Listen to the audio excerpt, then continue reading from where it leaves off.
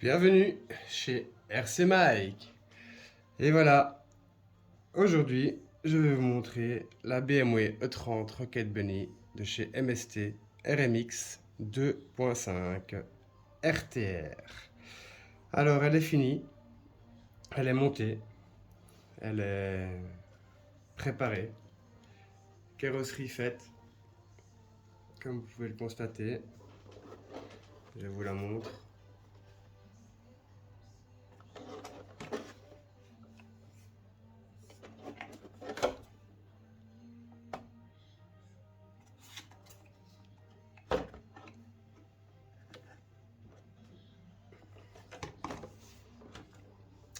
Et voilà. Donc, j'explique un peu. Lors du montage du véhicule, ce que j'ai constaté, c'est que dans la pochette d'autocollant, malheureusement, il en manque. Vraiment pour faire tip top, je veux dire, comme sur la photo présentée pour le véhicule. Genre, le pandem et le... Ah non, celui-ci, ça va. Mais le pandem noir qui est ici, car je voulais à la base mettre que des autocollants noirs dessus. Eh ben, il y en a un. Il en faut un deuxième pour faire identique de l'autre côté. Mais en toute logique, ici, sur la photo, il est noir. Mais il n'y en a que deux. Donc comment je fais pour en mettre un de chaque côté de la carrosserie et un ici, or qu'on n'en a que deux. Donc malheureusement, j'avais commencé par l'avant, j'ai dû le décoller pour pouvoir le repositionner ici. Pour dire d'avoir les deux flancs identiques. Mais du coup celui-ci, voilà. Le capot nu, j'aimais pas trop. Donc j'ai fini quand même par mettre un blanc. Donc voici.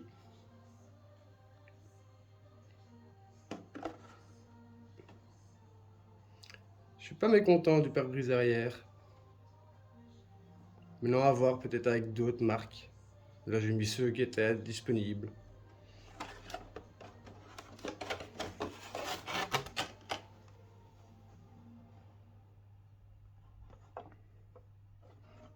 Petit rétroviseur placé. Petits essuie-glaces placés. Je vous montre à l'intérieur. Light bucket. Là aussi. Alors le tape que vous voyez ici, c'est pour fixer les aimants. Comme ceci.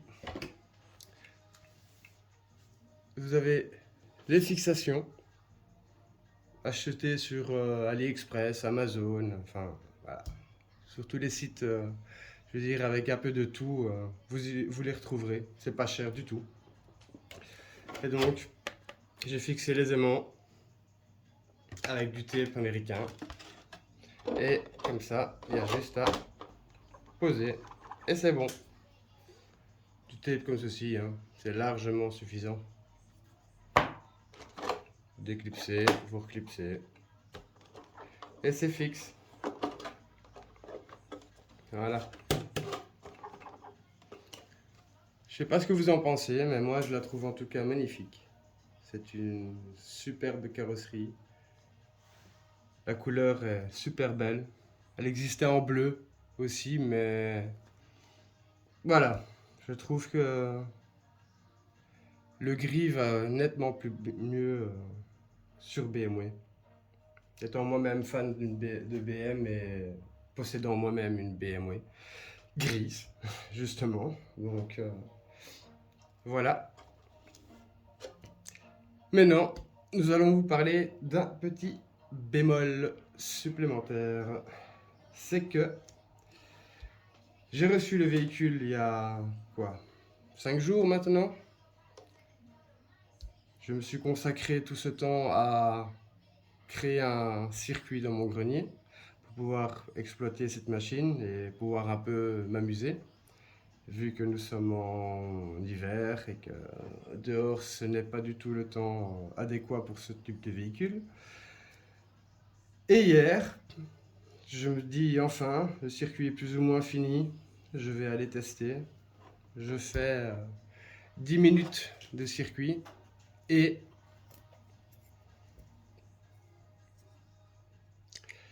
le cerveau MST m'a grillé directement au bout de 10 minutes de session.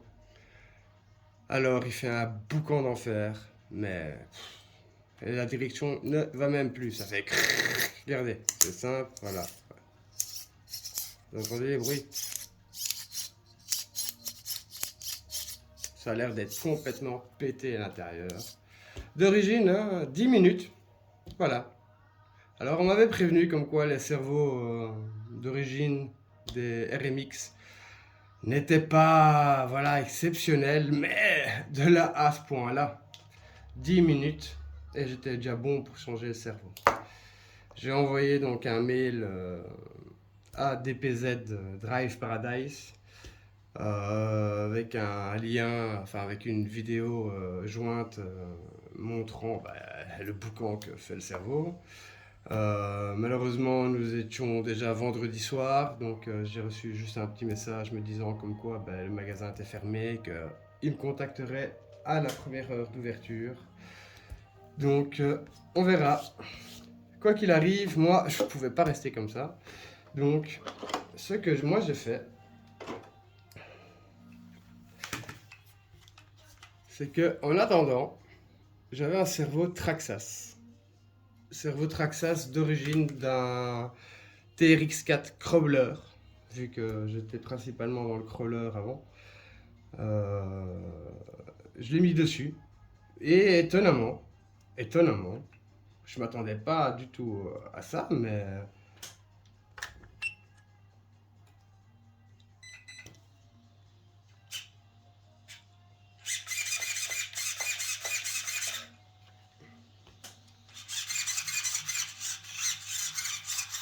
il réagit. Il réagit même comme l'autre, je dirais.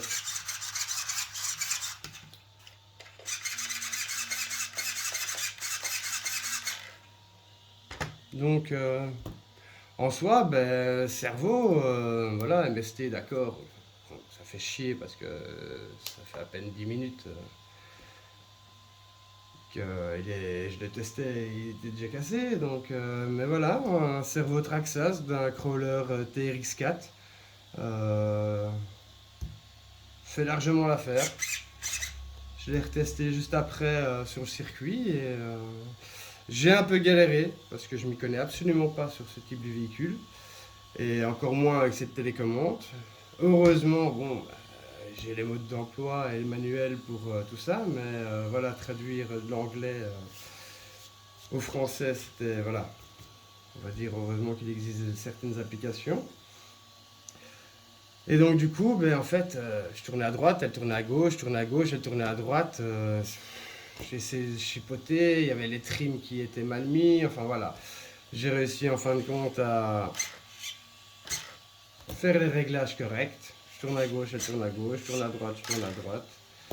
Euh, il suffit juste en soi de lire le manuel fourni avec le véhicule, hein. Tout est vraiment très très bien expliqué. C'est du style, vous appuyez sur DR+, vous allumez le véhicule, hop, ça inverse le cerveau. Enfin voilà, c'est très très bien expliqué. J'en ferai peut-être une vidéo plus tard expliquant justement les principes et les fonctions de cette télécommande parce que je ne la connais pas encore réellement, hein. Comme je disais auparavant, moi c'était principalement du Traxxas avec la télécommande TQI, avec le système Bluetooth que nous mettons à l'arrière.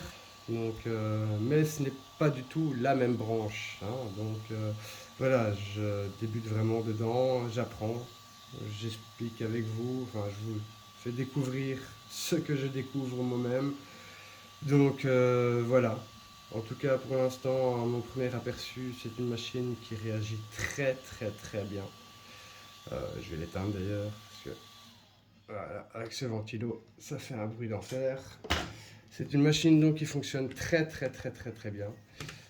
Comme je disais donc dans une vidéo précédente, moi mon premier véhicule de drift qui rien à voir avec ceci, hein, ça je veux dire c'est déjà une entrée de gamme pour faire de la compétition, quoique apparemment il y en aura même qui font des compétitions avec ceci.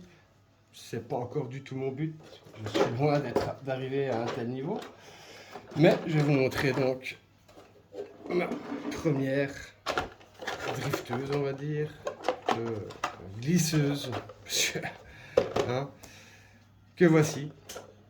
Donc c'est une HPI E10. Cherchez la télécommande. Hop, voilà.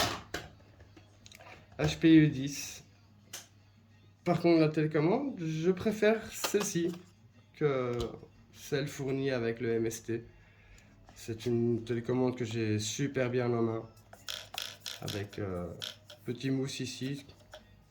Ça maintient bien la tenue. Franchement, je l'aime assez bien cette télécommande. Et donc voici la machine. Comme vous pouvez voir, c'est un jouet. Contrairement au MST, ça n'a rien à voir du tout. Là, ça fait un peu son taf. Maintenant, je l'ai testé sur le même circuit avec laquelle j'ai été avec la MST et impossible. Impossible. Soit c'est moi qui ne gère pas correctement, soit voilà, la différence de châssis est énorme. Parce qu'avec celle-là, la MST, aucun problème. Celle-ci, voilà. Je vais vous montrer aussi un simple exemple qui m'a fait assez rire. Et la première fois, donc, quand j'ai vu le MST et que je l'ai eu dans les mains, quand j'ai vu le braquement des roues, moi j'étais habitué à ça. Voilà. Je sais pas aller plus loin. Hein. Comme vous pouvez voir, regardez bien ici par rapport à là. Je ne pourrais pas aller plus loin. Sinon, ça touche direct. Donc voilà. Mais ça fait, voilà, ça glisse. Mais voilà quoi. Avec ça, voilà, avec ça, je vais m'amuser dehors, par exemple. C'est aucun problème. Ça, je vais pouvoir glisser, mais prendre des virages serrés avec ceci, à moins de réellement bien la gérer et être habitué à dire je la fais braquer à tel moment. Et oui, d'accord. Là, peut-être, j'en ai vu certaines vidéos de pilotes de RC avec des HPI qui arrivent à faire ce que j'arrive à faire avec le MST. Mais voilà, c'est pas à comparer. Voilà. Il n'y a aucune comparaison à pouvoir faire entre les deux. C'est deux mondes différents, je veux dire. Vous avez le jouet et vous avez la catégorie un peu plus compétition, quoi. Voilà. Je vous montre en 2 secondes les roues. Les roues. C'est... Hein? On comprend mieux maintenant. Maintenant, j'ai vu aussi, j'avoue. Et je me suis dit, peut-être que j'essayerai. C'est des personnes qui prennent ce style de bras et qui vont les installer ici. De ce fait, les roues vont aller braquer plus loin. Bon, ils changent aussi tout leur système, je ne sais plus exactement comment c'est fait. Alors, en faisant quelques recherches sur YouTube, il y a moyen d'aller retrouver ça. Mais voilà, moi personnellement, cette machine-là, c'est de la bête de compète. J'ai été super étonné du MST. Maintenant, ce que j'ai fait pour pas trop abîmer la carrosserie BM, que voici, hein, car voilà, en l'essayant, voilà, on va toujours cogner un petit peu, donc Mais pour pas trop l'abîmer, j'ai pris ma carrosserie de chez MST. J'ai fixé les aimants. Et je suis venu tout simplement la mettre sur mon châssis. Bon, certes, elle est un peu haute sur l'avant, mais voilà. Hein, c'est en attendant, pour dire de pas trop abîmer l'autre. Celle-ci, voilà, elle peut se plier. Carrosserie HPI, franchement, j'ai rien à dire. Ça se plie sans s'abîmer. Hein, c'est du flexible. Donc voilà, fixer 2 aimants pour pouvoir la poser sur mon châssis, tout simplement. Mais alors, je voulais vous partager justement une petite idée qui m'est apparue justement en fixant ces aimants sur cette carrosserie-là, en me disant, bah mince, ouais, c'est vrai que sur le... Hop, je me prends 2 secondes. Sur le châssis HPI, lorsque je mets ma carrosserie, j'ai besoin des petits clips pour pouvoir refermer ma carrosserie. Mais souvent, et ça m'arrivait bien souvent en crawler, surtout quand on est dans la terre, dans des champs, voilà. Lorsqu'on enlève nos clips, bien souvent il y en a un qui tombe et plus moyen de mettre la main dessus. Donc, avec ce petit système d'aimant, j'en ai acheté sur Amazon et je me suis dit, j'en prends un, tout simplement. Les clips sont aimantés direct. Donc, on prend le tape.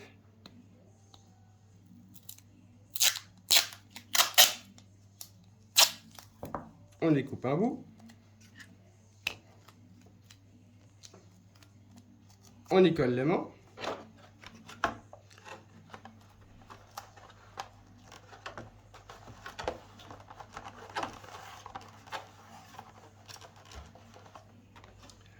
Je le colle sur le toit. Et là, lorsqu'on enlève nos aimants,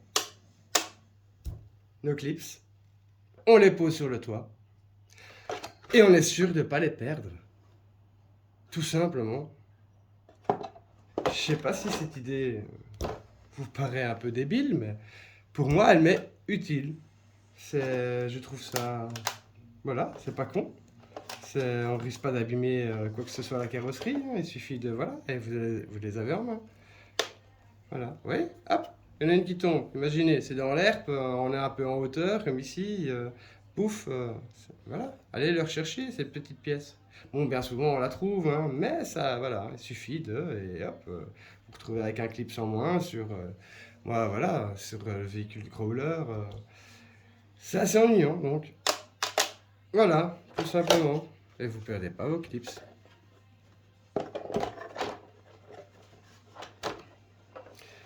Donc voilà, c'est fini donc pour aujourd'hui.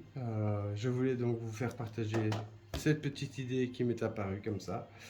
Je vous dis à une prochaine dans une prochaine vidéo et bonne journée à vous. Ciao ciao.